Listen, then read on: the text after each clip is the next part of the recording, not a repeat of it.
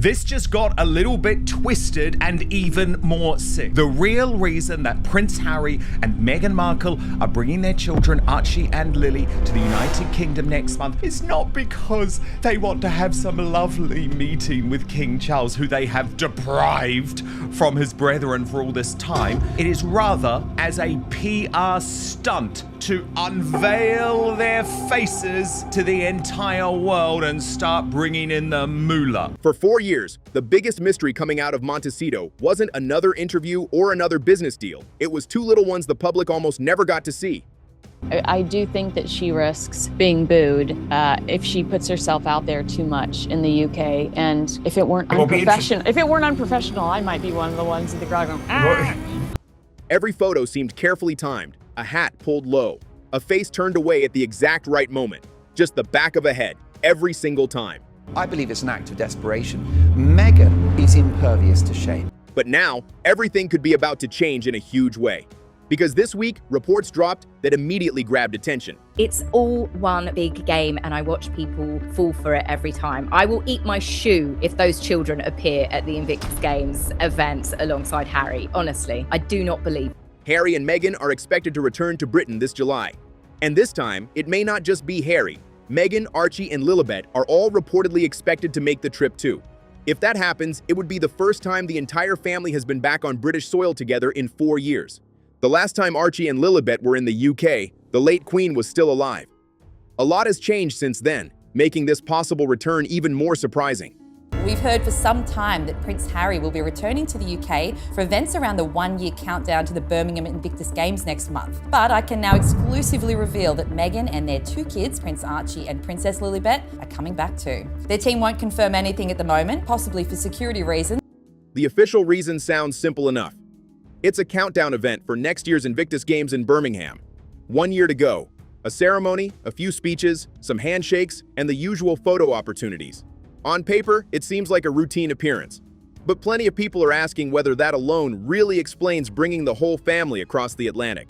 So here's the question that many royal watchers are asking. The occasion is significant because it's the countdown to Invictus. Now, the countdown to Invictus is a trivial occurrence. I mean, it's something Harry could have jumped on a Zoom and said, okay, folks, a year to go, good luck, let's go for it. Why are they all coming for what is a nothing burger? A clear message that the Sussexes want to be back in the royal fold, part of the family, and also some kind of public-facing royal role as well.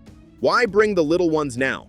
After years of keeping them almost completely out of public view, why would Harry and Meghan suddenly travel with them to the very country Meghan has reportedly been reluctant to return to? That's the part getting everyone talking. Some commentators believe this trip could be about much more than the Invictus event itself. This is just purely my opinion.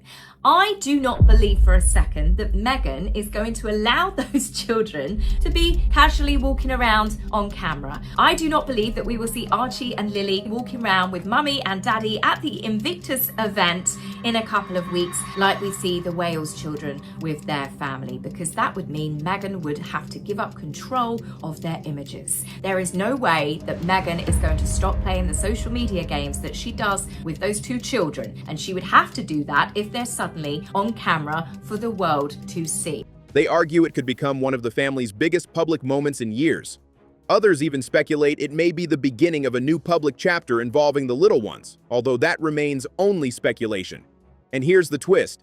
Well, I think she's fighting a losing battle with As Ever. Don't forget that Netflix ended their commercial partnership with Meghan to sell the runny spread. It's not even jam, is it? We've got to be accurate about that. And she's in a pickle across the board, really. But no, I think that it demonstrates that both Harry and Meghan need to be part of the royal family again. They need the optics, they need the titles, they need the status, they need the elevated position it gives them. Because at the moment, you know, we've seen that Meghan's popularity is dropping in the United States. So it's a great moment for them and a terrible blow for Team Wales. Prince William will be furious. Some people covering the royals aren't even convinced the offspring will appear publicly at all.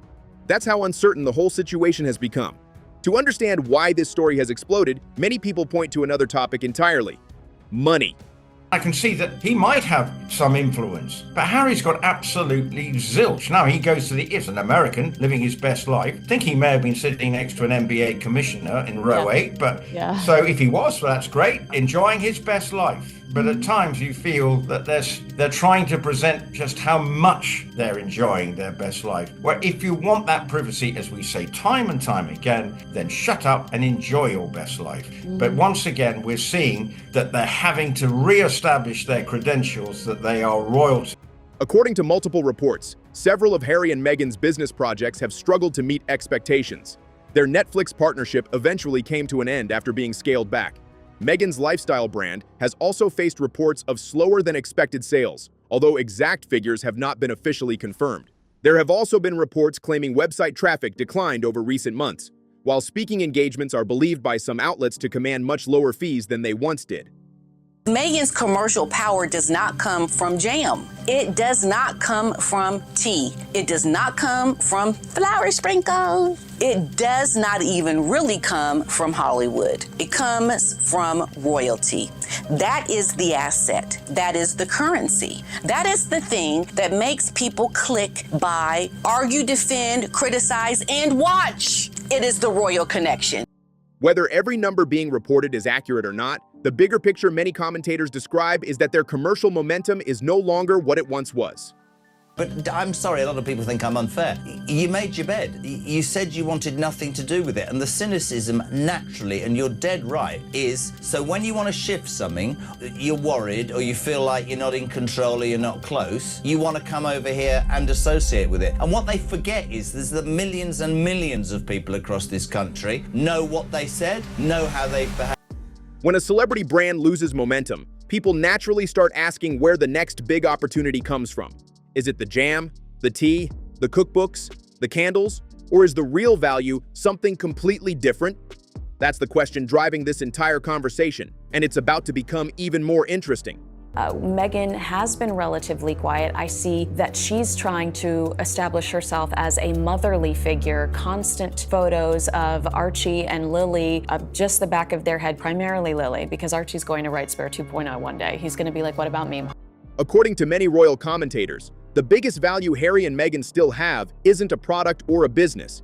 It's their royal connection. Well, I think we know now why their faces haven't been revealed, right, Bronte? Because this is going to be the big unveiling, isn't it? Well, so there it is. You think we're going to have them out on display? Because Fleet Street don't have that many heart emojis that they can put on their faces as they come off the plane at Heathrow. The whole thing is completely wild. That's the part that keeps people interested. The titles, the history, and the link to the royal family are what continue to attract headlines around the world. So when business projects slow down, where do you turn? Many critics believe you naturally return to the one place that's always guaranteed attention. Britain, not necessarily because it's home, but because every appearance there immediately puts the spotlight back on them. But maybe the only way for there to be a modicum of goodwill is to say, okay, here are our children, British public. Well, I would put it differently. I would say maybe a modicum of a chance that they won't get booed. Because nobody will boo a child. Yeah. That's why some royal observers believe this visit is about much more than attending an Invictus event. And that brings us back to Archie and Lilibet. For years, Harry and Meghan have been extremely protective of their children's privacy. Public photos have been rare, usually showing only the back of a head, a distant shot, or carefully chosen family pictures. And unfortunately, Harry and Meghan's weaponization of their kids has unilaterally worked. Now, there are lots of people that are going to be angry about that. I mean, Dan, at the end of the day, if there are any photos, Meghan is going to sell the outfit. She may even start selling the outfit of the children. We don't know. And you say Buckingham Palace is very concerned about that, Paula. Oh, gosh, yes. That level of privacy has led many people to wonder whether there has always been a specific reason for waiting. Now, some royal commentators believe that waiting period could finally be coming to an end. I do not believe he will show up to Birmingham at all, but that is also in a little over a year's time. So, of course, there's time to go. But here's the deal, Dan. No way can William or Catherine ever be around Meghan again. One theory making the rounds this week is that July could mark the little one's first major public appearance in Britain. It's only speculation at this point, but it's a theory that has generated huge attention. The timing is exactly why people are talking. Meghan Markle is turning her back on her solemn vow to Omid Scobie never to re-enter Britain. She will be back next month with Archie, Lily, and Prince Harry in what is an audacious and sick bid to reverse Megxit. I think this is a disgusting decision, which appears to have been signed off by King Charles III. And the timing of this announcement today is particularly disgusting, given that this was meant to be Prince William and Catherine's moment at Royal Ascot. If the little ones have stayed almost completely out of public view for years, why would they suddenly appear during a visit that's already guaranteed to dominate headlines? Critics argue that if it happens, the attention surrounding those photos could quickly become one of the biggest stories of the summer. Of course, none of this has been confirmed by Harry or Meghan, but the discussion itself has become impossible to ignore. Now, what this means, it's effectively the reversal of Megxit. Megxit, as a deal brokered by the late Queen Elizabeth, has been torn up and thrown away, which is an amazing insult to the memory of Queen Elizabeth, one of the greatest Britons in the history of this country, who hammered out a deal with Harry. And Harry gave his word, and he made a commitment that he would walk away. Some commentators argue that introducing the offspring during such a high-profile visit would naturally create enormous media interest. Others believe those claims go too far. Either way, the speculation has only continued to grow. Another point frequently raised by royal commentators is what could happen after any new family photos are released.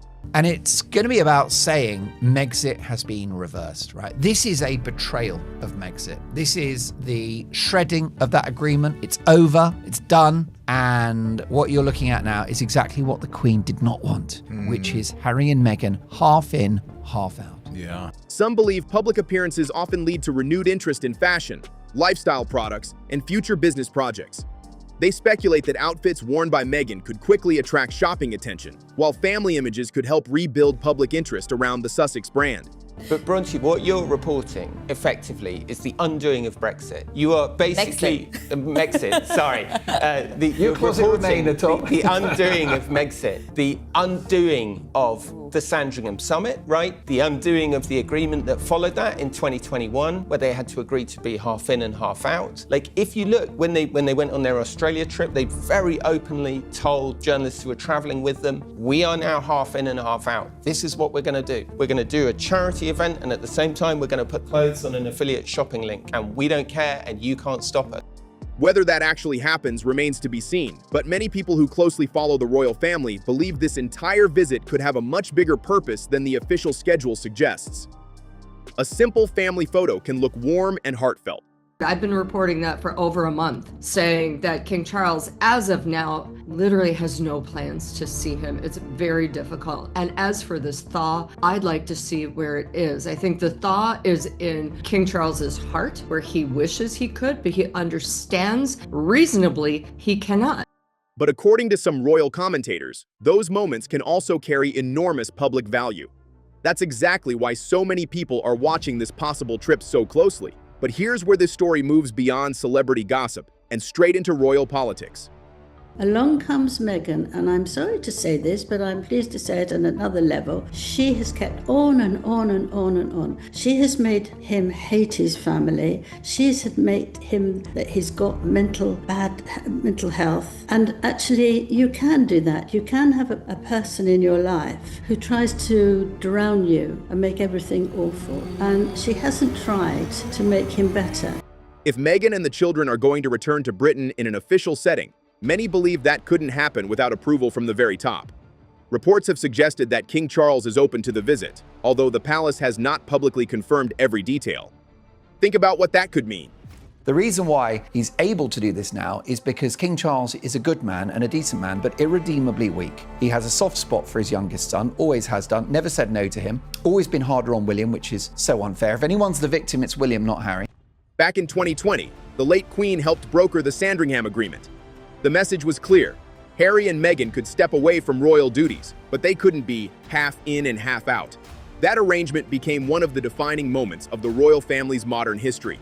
I mean, I've been told very frankly by friends of William and Catherine that they absolutely loathe them. They completely blame Meghan for what has happened. Now, some royal commentators argue that the situation may be shifting. They believe recent developments could signal a softer approach than the one established years ago. Some have even described it as a reverse Megxit, suggesting parts of the original agreement may no longer be as firm as they once appeared. Others completely disagree, saying those claims are far too speculative. And on that, I want to read this quote to you given by Harry to the BBC after he lost an appeal over his level of protection in the UK last May. Quote, "I can't see a world in which I would bring my wife and children back to the UK at this point." End quote. Either way, the debate has become impossible to ignore. Here's another surprising twist. Despite all the reports about this possible visit, there is still no public confirmation that King Charles will actually meet Harry, Meghan, or the little ones. Now, this is gaslighting. It's pure gaslighting because Harry has been safe. Every time he's come, the children would have been safe, far safer than they have been in Ukraine or Colombia or Chicago. Sources quoted by several outlets have claimed that no official meeting currently appears on the king's schedule. If that's true, it creates an even stranger situation. Imagine how unusual that would look. The family travels thousands of miles. Cameras from around the world gather in Birmingham. Headlines explode across Britain. Yet the meeting many people assume is the reason for the visit may never even happen. The big question, of course, is who's paying for this? Are we? Seriously, is my taxpayer money gonna pay for this? Despite the objections of the future king, Prince William, and his wife, Catherine? If so, I want to know about it. That possibility has only fueled even more speculation. Meanwhile, attention has also turned toward Prince William. Several royal commentators have suggested he may be unhappy with how events are unfolding, although no official statement has been made on his behalf. Bangs him on the back, she won't let him talk if she wants to move. She criticises him for all sorts of things, and so he feels like nonsense, putting him on at the children's table when she was sitting with all the main people there. You know, that's the way you can destroy someone. And look at his face, and he can't do it because he still loves her, or, you know, whatever his reason is. He doesn't want to say, whoops, I made a big mistake. You see, all those are not smiling, and she can manipulate him, and I feel that that's what she's done. After years of keeping a low profile while the family's disagreements played out through interviews, documentaries, and Harry's memoir, some observers believe William could view this latest chapter very differently. The timing has also raised plenty of eyebrows. News of the possible visit surfaced just as the Princess of Wales has been returning to more public engagements. I am surprised at this new report that they are expected to come for Invictus because just last week, People magazine here in the States, Harry and Meghan's preferred outlet, reported that they were not expected to go as of then. You know as well as I do that Ravik requires 30 days notice if they anticipate a July 6th start to Harry's activity. Then that would have been back in June that they should have told Ravik, Meghan, and the children we're going to be attending with Prince Harry to ensure that they got the level of security that Harry wants. So what game are they playing if they're telling two different outlets two different things? Some commentators believe the overlapping headlines have naturally shifted media attention back toward Harry and Meghan, creating yet another round of royal drama. And then there's the issue that's been debated for years. And the one thing, Kins, and I don't know if you'd agree, there always seems to be an ulterior motive. Timing is always, there's always something, you can never just take them at face. Security. Harry has repeatedly argued that safety concerns have made bringing his family to Britain difficult without official police protection. That's been one of the biggest reasons discussed publicly for limiting visits. So if the entire family now returns to the UK, many people are asking the obvious question, what changed? That question may end up becoming one of the biggest talking points of the entire trip. For years, one of Harry's biggest public arguments has been that Britain no longer felt safe enough for his family without official security. I just do not believe that she would be willing to give all of that up any more than what I believe. Harry, who's so concerned about their safety, is now going to suddenly serve them up on a silver platter for Invictus? No, I don't think that the kids are going to step foot into this country. At the same time, critics have pointed out that he has continued traveling to other countries, including destinations considered higher risk because of his charity and public work. That contrast has raised plenty of questions. What the Queen would have made of that horrible fake tour to Australia, in which they went like a pair of ghouls to the scene of the Bondi massacre, hugging victims whilst having their photograph taken. So what's really changed? Some commentators argue there are only two possibilities. Either the security concerns are now being handled differently behind the scenes, or new arrangements have been made to allow this visit to happen. Whatever the explanation, it's become another major talking point surrounding the trip. If additional security is provided during the visit, questions will almost certainly be asked about who is responsible for covering the costs. That's been part of the public debate ever since Harry stepped back from royal duties, and this visit is likely to bring those discussions right back into the spotlight. But here's where the story takes another unexpected turn. Despite all the headlines predicting a family reunion, a surprising number of royal commentators still aren't convinced Archie and Lilibet will actually appear in public. In fact, some believe the reports themselves send mixed signals. Here's why. Fake Prince Harry and fake Duchess Meghan. What the monarch giveth, the monarch can taketh away. Especially if you accuse the monarch's life's work of being underlined with racism. Around the same time the story broke, different media outlets reported completely different versions of the plan. Some claimed the whole family was expected to travel. Others reported that the offspring were not expected to attend public events. When conflicting stories appear at exactly the same time, many royal watchers start wondering whether final decisions have even been made. That's why experienced royal reporters remain cautious. They've watched similar situations unfold before. Big headlines generate worldwide attention, public expectations grow, and then plans quietly change at the last minute. Until the family actually arrives, many commentators simply aren't ready to believe every report they're reading. One royal commentator even joked that she would eat her own shoe if Archie and Lilibet actually appeared publicly during the visit. After years of carefully controlled family photos showing little more than the backs of the little ones' heads, some observers believe it would represent a major shift in strategy if that suddenly changed. Why Harry and Meghan going back is not a coup for them. It's an admit of defeat. Others have compared the current speculation to previous overseas royal tours, where public appearances generated enormous media attention. In those cases, discussions often shifted away from the official purpose of the visit and focused instead on the family's public image, fashion choices, and overall presentation. Critics believe something similar could easily happen again. But let's imagine the reports are accurate.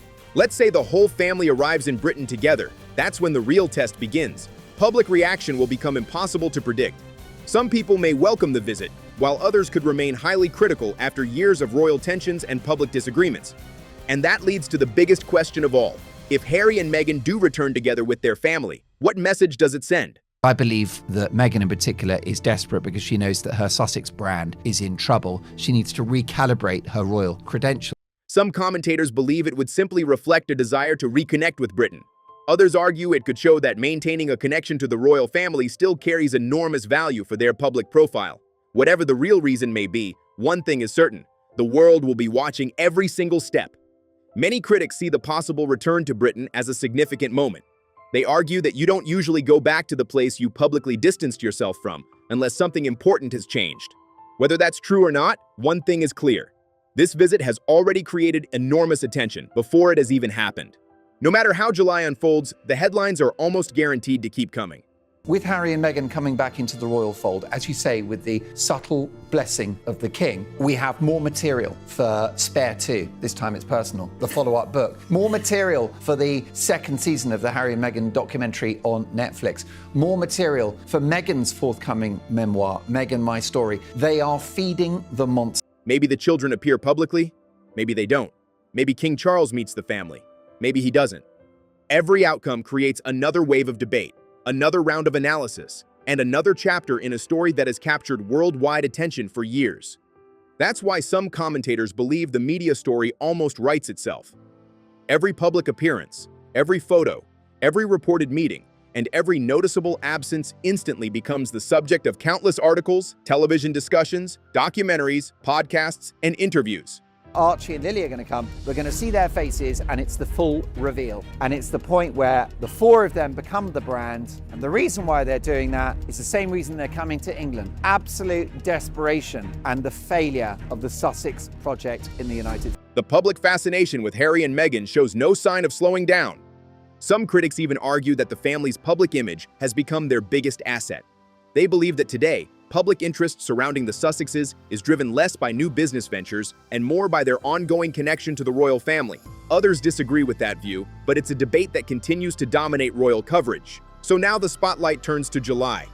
If Harry, Meghan, Archie, and Lilibet all arrive in Britain together, will we finally see the children publicly during the visit? Or will the family continue protecting their privacy, just as they have for the past several years? Right now, nobody outside their inner circle knows the answer. I'd love to hear what you think. Do you believe Archie and Lilibet will make a public appearance in Britain, or do you think all the speculation will amount to nothing? Let me know your thoughts in the comments because I read them all. And if you enjoy following the latest royal stories, don't forget to like this video, subscribe to Crown Clash, and turn on notifications so you don't miss the next update.